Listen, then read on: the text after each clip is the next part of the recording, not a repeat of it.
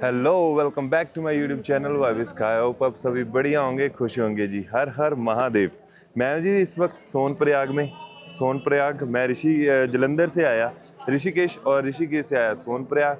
सोनप्रयाग से हमने केदारनाथ का ट्रैक किया और अगले दिन वापस आके रात को मैं रुका सोनप्रयाग। और आज का मेरा कुछ ऐसा प्लान है कि आज हम वापस जाएंगे ऋषिकेश और जाते जाते हम देवप्रयाग, रुद्रप्रयाग अगर टाइम से पहुंच गए तो रात की आरती देखेंगे हम ऋषिकेश। तो चलो जी चलते हैं। अभी सोनप्रयाग में टाइम हो गया जी 9 बजने को रह गए 5 मिनट और मैं अपना ब्रेकफास्ट करने लगा हूँ।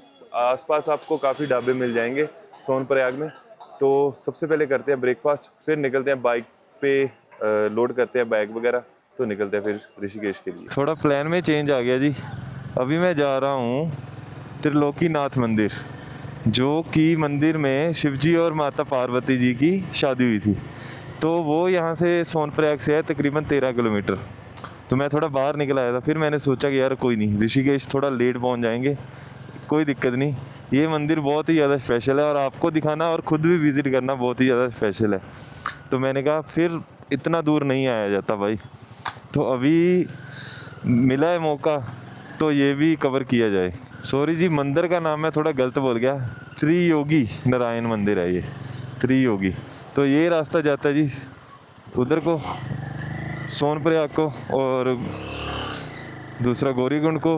आप ऊपर को लेंगे तो बोर्ड भी लगा है त्रियोगी नारायण मंदिर। तो यहाँ से 13 किलोमीटर है, लेकिन टाइम जो गूगल मैप पे दिखा रहा है वो दिखा रहा है 40 मिनट 13 किलोमीटर को। तो रास्ता थोड़ा सा आई थिंक टफ होगा, यहाँ ऑफ रोड होगा। ऊपर मंदिर को जाने का रास्ता तो कोई इतना बढ़िया नहीं है, मतलब काफ़ी नीचे ऑफ रोड पैच आया, कीचड़ वगैरह आया, और अब थोड़ी सी रोड ठीक आई है। ओ भाई रास्ते, ओ हो, ये था ऑफ रोड का पैच ज़बरदस्त, और वाटर क्रॉसिंग भी। स्पीति लद्दाख याद आ गया इतना सा ऑफ रोड करके भी। तो मैं पहुंच गया जी त्रियोगी नारायण मंदिर।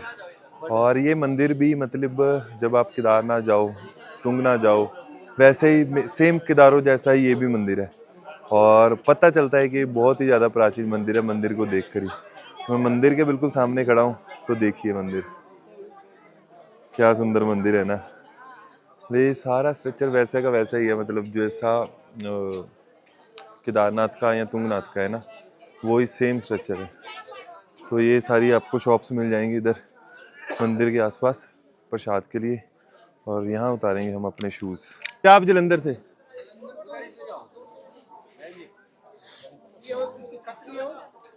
सिख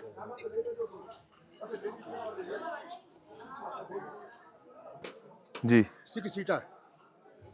तो ये हमें पंडित जी मिले, ये भी जलंधर वगैरह काफ़ी घूमे हैं, तो इनको सारा पता है, ब्यास, नकोदर और अपना देवी तला मंदिर है जो, तो सबका पता है।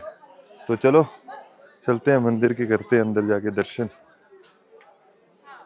और भाई यहाँ पे सब ना मेरे को मतलब ठीक है, ऐसा कुछ मेरे को गलत तो नहीं लगा, बट मेरे को थोड़ा सा लगा कि सभी लोग यहाँ से पूछ रहे हैं कहाँ से आए हो, कहाँ से आए हो। और दूसरी बात, गोत्र क्या है तुम्हारा, सिख हो, हिंदू हो, क्या हो आप। तो यहाँ देखो, यहाँ बाहर पूजा चल रही है, तो अभी सारी चीज़ों की हिस्ट्री जानते हैं कि कौन सी चीज़ कहाँ बनी है, कैसे बनी है, तो उसके बाद आपको सारा बताते हैं। वर्णानामार्थ संघानां रसानां छंदसामपि मंगलानां च कर्तारो वंदे वाणी विनायको भवानी शंकरो वंदे श्रद्धा विश्वास रूपिणो याभ्या बिना न पश्यन्ति सिद्ध संतस्तमीश्वरम। तो भैया इस स्थान का नाम है जी त्रियोगी नारायण। त्रियोगी नारायण का मतलब होता है कि तीनों लोगों को जीतने वाले त्रिलोकीनाथ भगवान नारायण का ये मंदिर है। त्रिलोकीनाथ क्यों बोलते हैं भगवान जी को? इसलिए बोलते हैं कि एक बार राजा बलि जो दक्षिण के थे, उनकी जो है दान की प्रशंसा जो है पूरे विश्व में व्याप्त थी। राजा बलि बड़े दानी थे। तो एक बार इंद्रासन पाने के लिए, मैंने स्वर्ग पे राज्य करने की इच्छा से जो है राजा बलि ने 100 यज्ञ पूरे करने का संकल्प लिया। तो 99 यज्ञ वो पूरा कर चुके थे, मात्र एक यज्ञ रह गया था, 100 यज्ञ। अगर ये 100 यज्ञ राजा बलि के पूरे हो जाते तो देवताओं से जो है इंद्रासन छिन जाता। तो देवताओं ने सोचा अगर राजा बलि को स्वर्ग का राज्य मिल गया तो देवताओं पर अत्याचार करेगा, क्योंकि राजा बलि जो है राक्षस कुल से थे। इसलिए देवता लोग भगवान विष्णु की शरण में जाते हैं, और भगवान विष्णु क्या करते हैं, छोटे से ब्राह्मण का रूप रख करके राजा बलि के पास जाते हैं। और राजा बलि से कहता है कि राजन, आपकी दान की प्रशंसा पूरे विश्व में व्याप्त है, मुझे भी कुछ दान दीजिए। तो राजन बोलते हैं, ब्राह्मण देव आपको दान में क्या चाहिए? भूमि, धरा, वसुंधरा, स्वर्ण, आभूषण, जो चाहिए मैं देने के लिए तत्पर हूँ, मांगे क्या चाहिए आपको? वो कहते हैं मुझे कुछ नहीं चाहिए, मुझे केवल तीन पग भूमि चाहिए। वो ब्राह्मण बोलता है, जो भगवान विष्णु के वेश, भगवान ब्राह्मण वेश में भगवान विष्णु थे, वो बोलते हैं कि मुझे कुछ नहीं चाहिए, मुझे 3 पग भूमि चाहिए। तो जैसे ही 3 पग भूमि का संकल्प शुरू हुआ, वहाँ पर राजा बलि के कुलगुरु थे शुक्राचार्य जी, दैत्य गुरु शुक्राचार्य। वो शुक्राचार्य जी थे, उन्होंने भगवान विष्णु को पहचान लिया कि जो है ब्राह्मण वेश में जो है विष्णु है, और ये जो है राजा बलि से सब कुछ ले लेंगे। तो वो क्या करते हैं, अपनी भक्त की रक्षा के लिए छोटे से मक्खी का रूप रखते हैं और उस गडवी के अंदर चले जाते हैं, मक्खी का बेस बनाकर, जहाँ से संकल्प का पानी टपक रहा था। राजा बलि बोलते हैं, ब्राह्मण देव संकल्प कीजिए आप, मैं दान के लिए तैयार हूँ। तो शुक्राचार्य जी ने भगवान विष्णु को पहचाना और मक्खी का रूप बनाया और उस गडवी के अंदर निकल गए। तो वहाँ पर देवता भी गुप्त वेश में थे। देवताओं ने देखा कि शुक्राचार्य जी अंदर चले गए हैं, तो देवताओं ने जानबूझ करके उस होल को, उस छेद को खोलना चाहा। तब से शुक्राचार्य जी के आँख जो है फूट गए, वो काने हो गए, एक आँख रहित हो गई, एक उसी दिन से।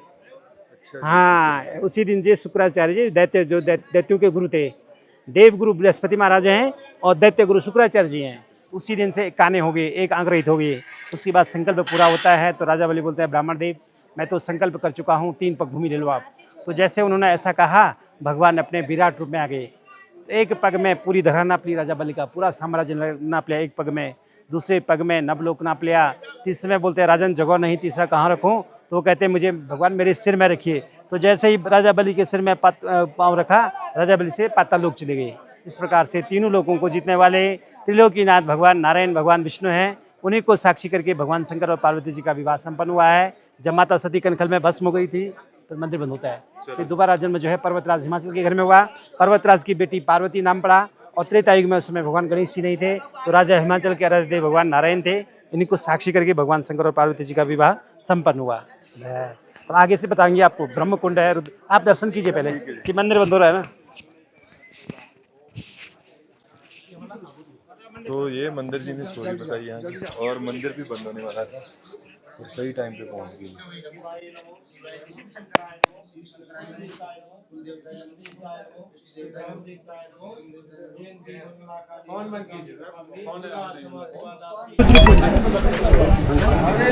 बहुत सुंदर।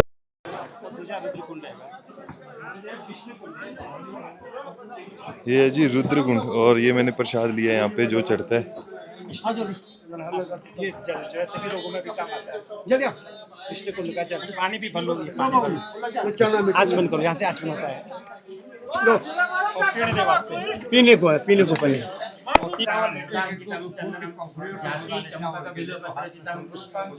पहले प्रभु को चढ़ाओ, ओम माल्यादीन सुगंधिनी माल्यादीन वे प्रभु।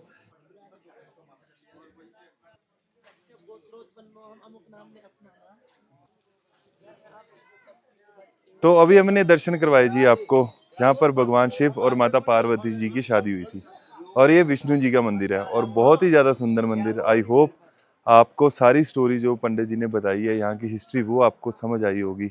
और अगर कुछ भी आपको यहाँ पे जानना हो या यहाँ पे अपनी शादी बुक करवानी हो, तो आप कमेंट में पूछ सकते हो। मैं पंडित जी का नंबर आपको मेंशन कर दूंगा। और ये लिया जी हमने डमरू। चलो जी चलते हैं अभी फटाफट। अभी अपने को ऋषिकेश भी पहुंचना है, और ऋषिकेश को यहाँ से लगेंगे 6 घंटे। और अभी टाइम हो गया जी अप्रोक्स 11:30 हो गए हैं, तो 6 घंटे और लगेंगे। मतलब 6-7 बजे तक पहुंच जाएंगे ब्रेक वगैरह लेके।